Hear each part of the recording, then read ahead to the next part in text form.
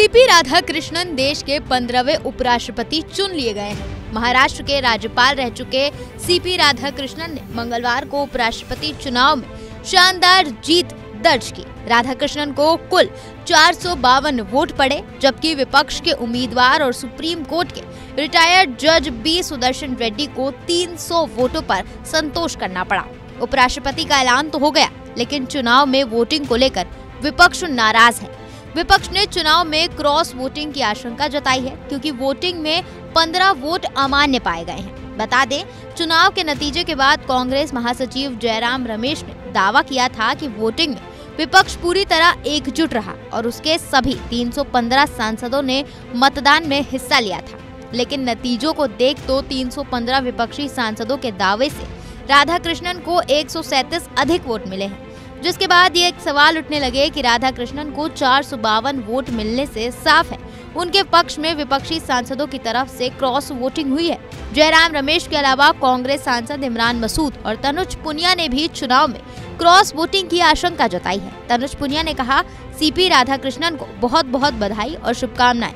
जहां तक 300 और 452 वोटों की बात है, इसमें कोई शक नहीं है कि क्रॉस वोटिंग हुई है। जिन्होंने भी क्रॉस वोटिंग की, उनका कुछ निजी प्रभाव रहा होगा।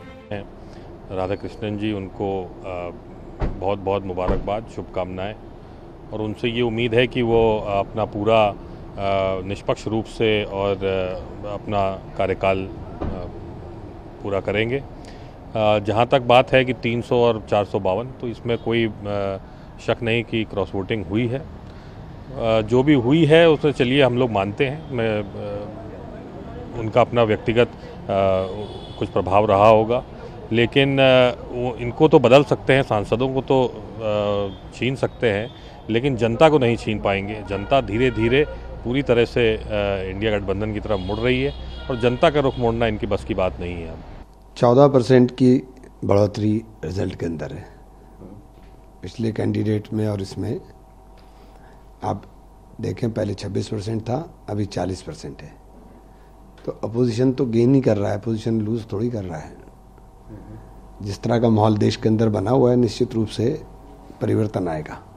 बहरहाल देश को अब नया उपराष्ट्रपति मिल चुका है। सीपी राधाकृष्णन नए उपराष्ट्रपति बन चुके हैं। लेकिन अगर विपक्ष के दावे सच में सही हैं, तो ये एनडीए के लिए जहां फायदे की बात है, तो वहीं इंडिया गठबंधन की टेंशन बढ़ने वाली है।